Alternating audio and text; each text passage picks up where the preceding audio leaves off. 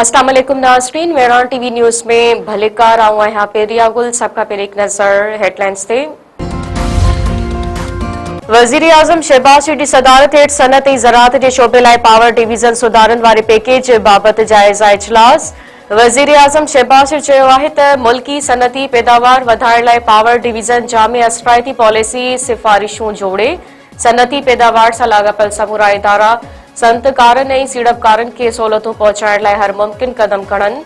वज़ीर आज़म शहबाज शरीफ़ चयो त ज़राअत ऐं सनत वारे शोबे खे हर मुमकिन सहूलियतूं पहुचाइण हुकूमत जी अवलीन तरजीह आहे। मुल्क में बिजली जी पैदावार जो वध खां वधि मुस्बत इस्तेमाल यकीनी बणाइण लाइ पॉलिसी ते कमु कयो वञे। बिजली जी पैदावार जो बहितरीन इस्तेमाल सनती शयुनि ऐं ज़रई पैदावार में इज़ाफ़े लाइ कमु करे सघिजे थो। दिफ़ा वारे वज़ीर ख्वाजा आसिफ चयो आहे त पाकिस्तान ऐं अफ़गानिस्तान दहशतगर्दी जे ख़ात्मे ते मुतफ़िक़ आहिनि। ॿई मुल्क दहशतगर्दी ते ज़ाब्ते लाइ संजीदा कोशिशूं कंदा, न त खिते जे अमन खे संगीन ख़तरो लागू थी सघे थो।